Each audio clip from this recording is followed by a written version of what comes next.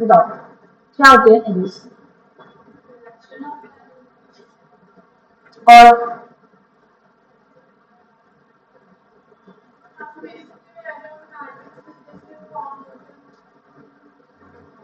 और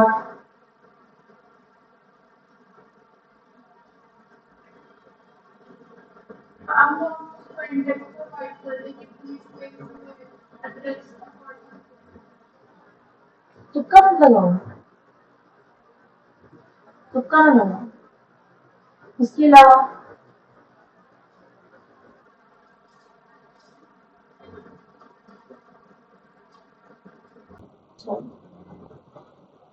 तुम लोगों ने कितनी लैंग्वेजेस के अंदर एरेज पढ़े हैं, बट स्टिल ना तुम लोग एरेज के बारे में एक अच्छी चीज नहीं बता सकते। एक प्रॉपर लाइन अगर तुम एरेज के बारे में फॉर्म नहीं कर सकते, तुम इंटरव्यूज कैसे क्रैक करोगे? If you are saying you are too good at practical terms, तो प्रैक्टिकल राउंड में पहुंचने से पहले ना मौका दिया जाता है। बात ही नहीं करनी है कि मौका नहीं देना है तो फिर आगे कैसे पहुंचोगे? हमेशा प्रैक्टिकल, दैट्स गुड कि आप प्रैक्टिकल में बहुत अच्छे हो। प्रैक्टिकल तक पहुंचने के लिए आपको बात करनी पड़ेगी, आपको आंसर्स करने पड़ेंगे। हर बार पेन पेपर नहीं मिलेगा, लैपटॉप तो भूल ही जाओ।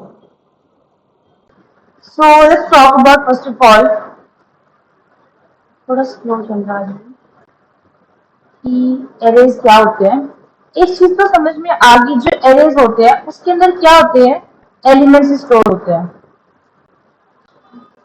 ठीक है, एलिमेंट स्टोर होंगे, लेकिन इसको कह सकते हैं कि वो सिमिलर टाइप ऑफ एलिमेंट्स होंगे। एरेज के अंदर क्या होते हैं, एलिमेंट्स स्टोर होते हैं, लेकिन similar type of element store होते हैं इनमें contiguous memory allocation, in a contiguous memory allocation. Let's talk about अगर कि पाइथन।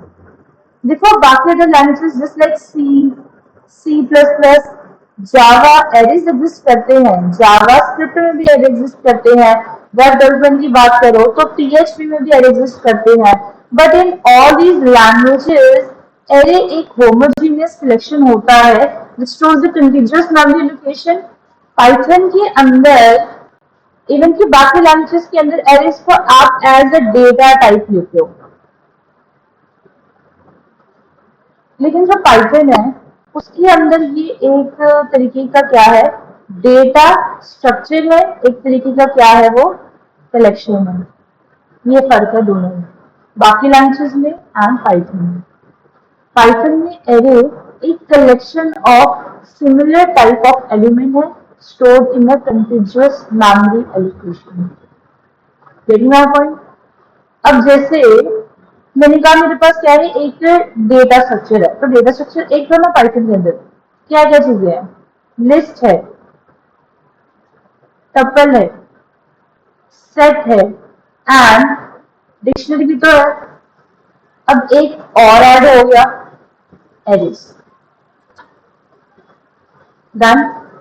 अब यहाँ पे ये क्या वाला कंसेप्ट है, कहते हैं अब जैसे सिमिलर एग्जांपल है, आपको पता है कि स्ट्रिंग कैसे बनेगी, या तो डबल कोट्स में या तो सिंगल कोट्स में, ऐसे डबल कोट्स में डाल दो चाहे सिंगल कोट्स में डाल दो, और चाहे आप ट्रिपल कोट्स में डाल दो, बननी वो स्ट्रिंग ही है। But still what if I want the differentiation between character and string, तो वो पॉसिबल है यूजिंग एरेज। एक से इसका यूज है बहुत यूज, सिर्फ इंटीजर नंबर भी चाहिए, गलती से भी कुछ दूसरा नंबर नहीं आ सकता। वी आर ह्यूमंस, इसलिए मिस्टेक हो सकती है अगर प्रोग्रामर गलत किया।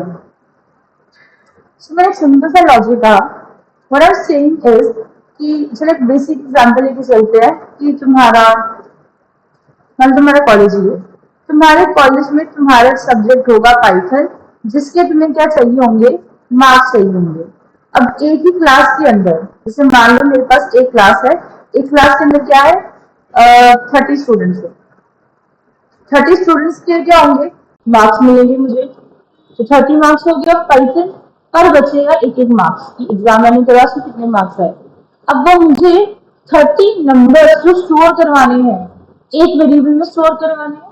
पहले आपने क्या सीखा जब हमने स्टार्टिंग में पाइथन शुरू करी थी, तो मैंने कहा था आप एक काम करो, आप मुझे टोटल सैलरी कैलकुलेट करवाओ ऑफ 6 मंथ। तो आप पहले क्या करते थे, आप जन का वेरिएबल वक्र बनाते थे, इसलिए आप जन का वेरिएबल वक्र बनाते थे, फब का वक्र बनाते थे, टिल आप जून तक वक्र वेरिएबल बनाते थे। टोटल एलिमेंट्स कितने लगते हैं, टोटल सैलरी के लिए कितने एलिमेंट्स लगेंगे? कभी भी गलत आंसर, टाइम ले रहे हो, टाइम लेके भी गलत आंसर। टोटल सैलरी 6 महीने की स्टोर करानी है, तो 6 महीने की सैलरी स्टोर कहाँ भी होगी, 7वें वेरिएबल में नहीं होगी। तो टोटल सैलरी के लिए एक वेरिएबल लो जो कि 7th वेरिएबल होगा। पहले शुरुआत में इससे करी, अब सेकंड में तुम थोड़ा अपडेट हो गई, तो मैं समझ में आया कि अगर मैं एक लिस्ट या फिर टपल बना दूं या फिर एक डिक्शनरी भी बना दूं तो भी मेरा काम हो जाएगा। होगा एक वेरिएबल टोटल सैलरी, उसको तुम 3 तरीके से लिख सकते हो, या तो तुम जन सब मास अप्लाई लिखोगे, या तो तुम लिस्ट और टपल को यूज करके ये चीजें कर लोगे, या तुम क्या कर सकते हो, डिक्शनरी का यूज कर सकते हो। तुम जन लिखोगे, उसके आगे मान लो 15,000 लिखोगे, तुम्हारा काम हो जाएगा 23 जून तक। बात समझ में आई, यही काम इसी के अंदर कर रहे हैं। अब प्रॉब्लम ये है कि लिस्ट टपल सेट डिक्शनरी, इसके अंदर क्या थे, हेट्रोजीनियस एलिमेंट थे। इसके अंदर आप कोई भी एलिमेंट डाल सकते हो, किसी भी टाइप का एलिमेंट डाल सकते हो, और उसी तरीके से आप मेंबरशिप ऑपरेटर लगा के उनकी सारी वैल्यूज भी सेट कर सकते हो। अब यहाँ पे काम बहुत अलग हो जाएगा। Now we need arrays for that. Arrays इसके लिए होता है, जैसे मैंने आपको एक प्रोग्राम बोला था, मुझे सिमिलर टाइप ऑफ एलिमेंट चाहिए, तो अगर मैं एआई को कह रही हूँ कि रिकॉग्नाइज दिस पिक्चर्स, तो रिकॉग्नाइज दिस पिक्चर्स के अंदर क्या है, सपोज कि अगर मैं व्हीकल्स पास करवा रही हूँ, आई ओनली नीड व्हीकल्स, मैं शिप्स नहीं पास कराऊंगी, मुझे ओशन के अंदर नहीं जाना। तो अगर मैं प्रोग्राम करेक्ट कर रही हूँ तो एआई भी क्या करेगा, उसको आइडेंटिफाई करने की कोशिश करेगा थ्रू माय प्रोग्राम। जिसको नहीं समझ में आया वो दोबारा समझो। मैंने कहा जैसे हम कहते हैं ना कि I am not a robot, तो उसके अंदर क्या होता है, ग्रिड होती है जिसके अंदर आपको 3 से 4 इमेजेस को ऐसे पहचानना होता है। सो कई बार होता है कि अगर यहाँ पे आपको वो टायर दे रहा है एक्टिवा का, यहाँ पे आपको टायर दे रहा है कुछ और चीज का, यहाँ पे कुछ और चीज है, लेकिन सडनली इस शेप में क्या है, कोई फ्लावर होगा, इस शेप में क्या होगा, मान लो किसी चर्च की फोटो होगी, तो एआई को थोड़ा पता है कि टायर्स कौन से है, फ्लावर कौन सा है, चर्च कौन सा है। तो इसमें प्रॉब्लम क्या हो जाएगी, यहाँ पे हो सकता है कि मैंने लिस्ट या टपल को यूज करा हो। जब मैंने प्रोग्राम को स्टार्ट किया, जब मैंने एलिमेंट्स को दिए, तो मुझे लिस्ट टपल में इमेजेस को पास करना होगा। जब मैंने इमेजेस के लिए लिस्ट या टपल यूज किया तो उसी टाइम में प्रोग्राम खराब हो जाएगा। हेट्रोजीनियस एलिमेंट मुझे पास क्या करना है, होमोजीनियस एलिमेंट, यानी कि मुझे सिर्फ और सिर्फ शिप्स को पास करना है, मुझे सिर्फ और सिर्फ व्हीकल्स को पास करना है, मुझे सिर्फ और सिर्फ फ्लावर्स को पास करना है। वो ही चीज पॉसिबल है through this arrays. I hope अब क्लैरिटी होगी, समझ में आ रहा होगा क्या चीज है।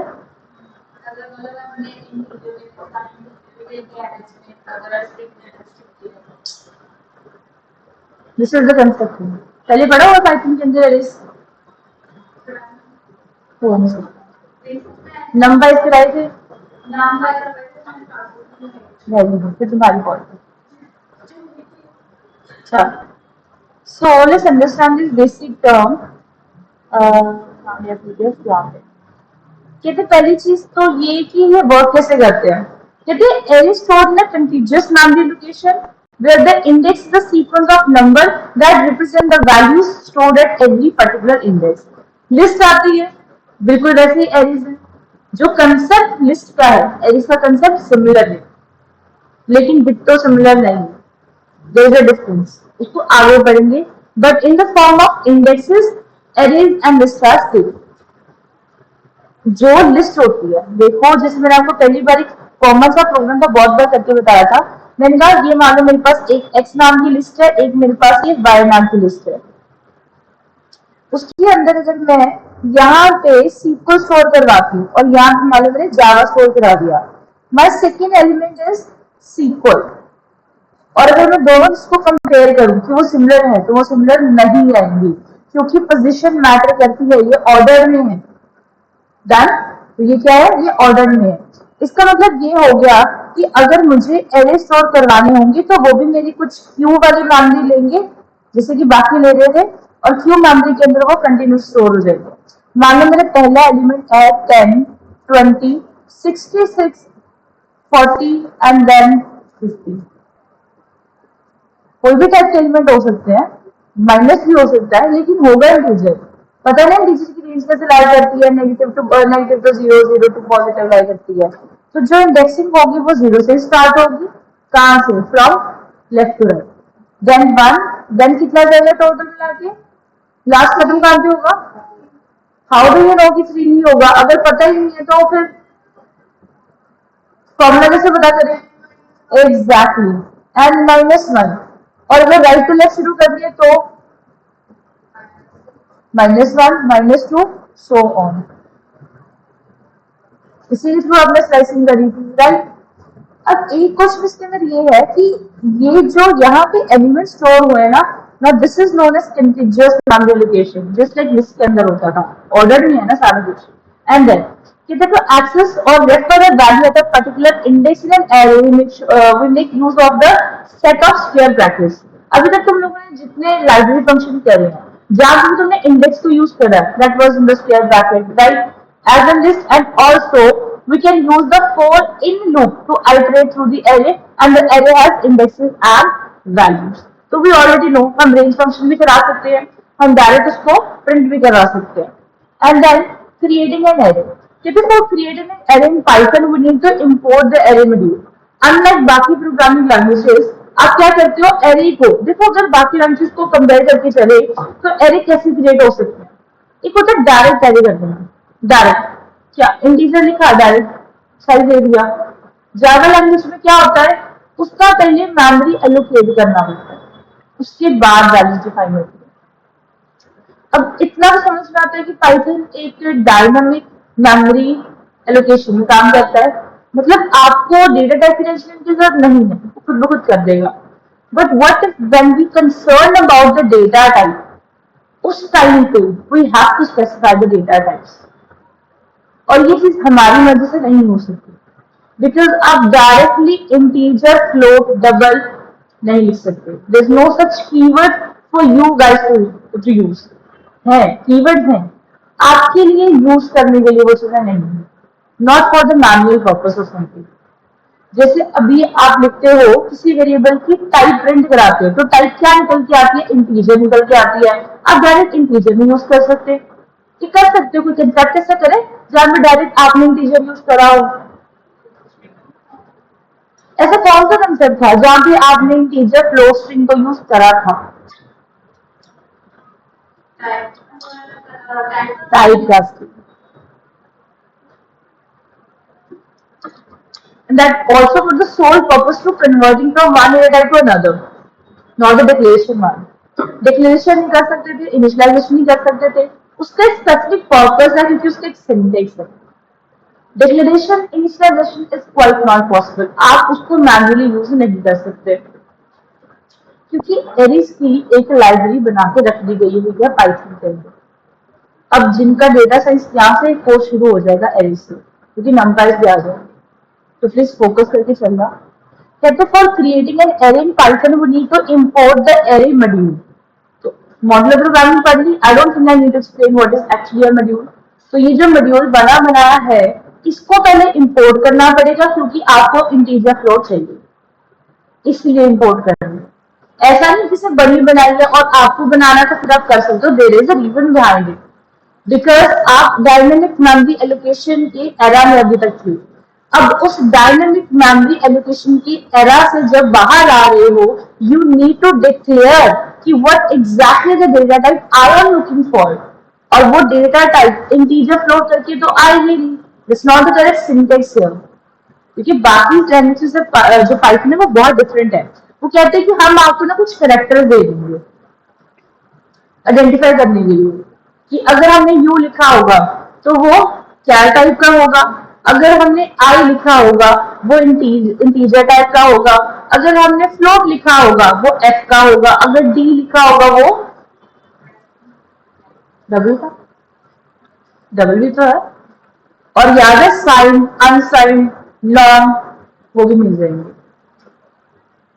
Now you have to focus on the data types as well. कहते हैं इसके लिए क्योंकि आपको डेटा टाइप इसके अंदर चाहिए, उसको पढ़ने के लिए आप एरे मॉड्यूल को इंपोर्ट करवाओगे.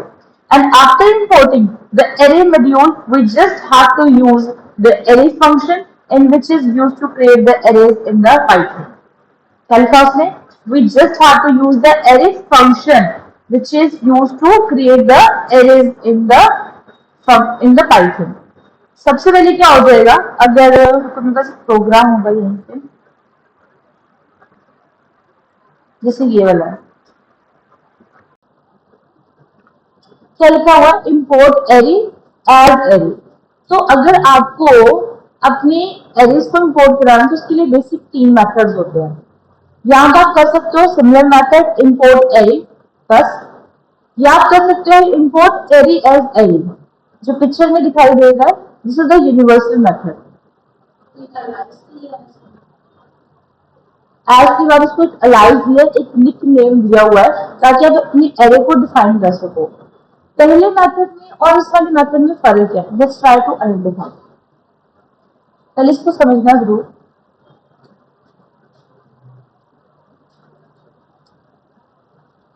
ये वाला जो पर्टिकुलर मेथड है, अगर आप ऐसे लिखते हैं इंपोर्ट एरे, तो आपको यहाँ पे इसके ऑब्जेक्ट की जरूरत नहीं होनी थी, तो यहाँ पे कंफ्यूजन क्रिएट हो जाएंगे सिमिलर टाइप ऑफ वेरिएबल्स की वजह से. तो कंफ्यूजन को हटाने के लिए आप क्या कर सकते हो, उसकी अलाइव नेम को यूज कर सकते हो. सेकेंड चीज आप क्या यूज कर सकते हो, फ्रॉम एरे इंपोर्ट एरे करके आप एस्ट्रिक को भी यूज कर सकते हो. तो एस्ट्रिक बेसिकली क्या करेगा, जितने भी फंक्शंस है, एस्ट्रिक का मतलब ही क्या होता है, जितने भी फंक्शंस है वो सारे क्या हो जाएंगे, अपने आप इंपोर्ट हो जाएंगे. But we are going to avoid the asterisk one. जब आपने सारे फंक्शन को अवॉइड कर दिया तो आपको करेक्ट फंक्शनैलिटी पता नहीं चलेगी कि किसकी वजह से मेरा प्रोग्राम रन हो रहा है, which is very very important है. तो विल ट्राई कि हम इसको थोड़ा अवॉइड करें और हम हाथ से जितना ज्यादा काम कर सके उतना बेटर है. अब ना कहते क्रिएटिंग एन एरे किसके लिए करोगे, मॉड्यूल तो पता चल गया. सबसे पहली स्टेटमेंट क्या लिखनी है, import array as array, and then array name लिख दो. वेरिएबल तो चाहिए for sure. Array name is equals to array dot array. अब यहाँ पे लिखा था एरे डॉट एरे, आप चाहो तो ARR भी लिख सकते थे. डेटा टाइप लिखनी है एरे एंड इट्स आइटम लिखनी है. एरे इज आइटम, कोई डिफरेंट चीज नहीं है, जस्ट आपको वो वैल्यूज लिखनी है. ठीक है. कहते हैं एरे नेम क्या होगा, name that we will use in our code which is our variable. उसके राइट हैंड साइड पे फंक्शन ऑफ पहली चीज क्या है, array class of Python, then function of array class, and then data type. And यहाँ पे जो भी डेटा टाइप आप डिफाइन करोगे, जो नीचे में लिस्ट भी दी हुई है, एरे और उसका साइज. अब देन पाइथन की array representation. Arrays can be declared in various ways and different languages, but Python के अंदर starts with 0. We can access each element using index. Length of array defines the capacity to store the elements. फिलहाल हम सारे काम visualisation के ऊपर करेंगे. हम 5-6 फंक्शन चला लेंगे, एक दिन अच्छे से प्रैक्टिस कर लेंगे, उसके बाद numpy और आगे मूव करेंगे. पाइथन के एरे ऑपरेशंस क्या हो सकते हैं, आप ट्रैवर्स कर सकते हो एरेज को, इंसर्ट कर सकते हो, डिलीट कर सकते हो, सर्च कर सकते हो, अपडेट कर सकते हो. इन सारे के रिगार्डिंग क्योंकि हमने लाइब्रेरी फंक्शन पढ़ लिए हुए, फंक्शन हमारी टिप्स पे है, मैं सिर्फ तुम लोगों को लिस्ट ऑफ प्रोग्राम आज दे दूंगी, वो तुमने आज सॉल्व करनी है. ठीक है, एक एक दिन का ही काम है. Then is the creating Python arrays. अब क्रिएटिंग पाइथन एरेज के लिए आपको क्या यूज करना पड़ेगा, कहते हैं this module define an object which can compatibly represent an array of basic value, character, integer, floating point numbers. Array are sequence. Arrays are a sequence type and behave much like list, except that the type object stored in them is constraint.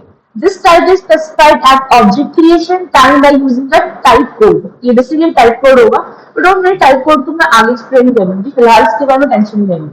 Which is a single character. तो आप type code को ऐसे refer कर सकते हो. यहाँ पे बताया हुआ है कि मिनिमम साइज इन बाइट्स वो कितना लेगा, पाइथन की टाइप्स कौन कौन सी है, उसके लिए कौन सा करेक्टर टाइप चलेगा और टाइप कोड क्या लेगा। Data type is equal to type code. अभी समझा था ना, फंक्शन एरे था, उसके अंदर डेटा टाइप लिखा हुआ था, तो data type is equal to type code. Data type is nothing but your type code. Then अगर आप सिंगल कोट्स में लिख देते हो, मान लो सपोज आई लिख देते हो, तो आई का मतलब क्या होगा, आप एक इंटीजर ले रहे होगी, साइन या unsigned integer. Then next would be, यही इसकी सारी एग्जांपल्स दी हुई है। एक मैं आपको उधर करके बता देती हूँ। सबसे पहले मुझे लिखना होगा इंपोर्ट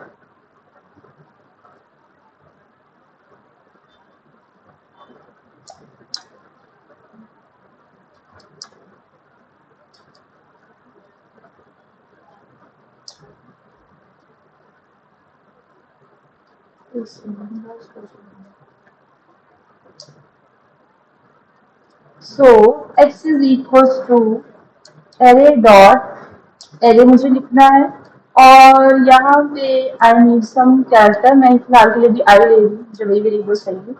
एंड देन मुझे यहाँ पे स्टोर करवा देनी है नंबर 40 50 तक। तो इसकी 5 की लेंथ हो जाएगी, 0 से लेके कहाँ तक जाएगी। चलो सो अब क्या करना है, इसको प्रिंट करवाना। प्रिंट कैसे कराएं, डायरेक्ट प्रिंट। किसको करवा रहे हैं, इसको करवा रहे हैं। अगर इतना करते हैं तो क्या आउटपुट आएगी, गेस कर सकते हो। कहां तक, यहां तक आएगी, आ रही है।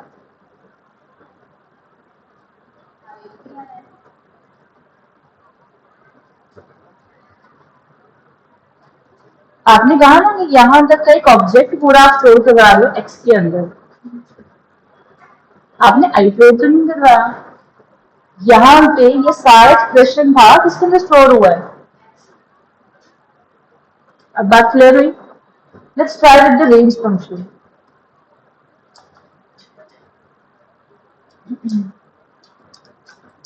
फॉर आई इन रेंज लगा दे। अब रेंज कितनी लगाए, 4, 0 से 4 लिख दे। चलो 0 से 4 लिख दे, ऐसे स्टॉपिंग पॉइंट पे दे दो, क्योंकि रेंज के अंदर क्या इंपॉर्टेंस होती है।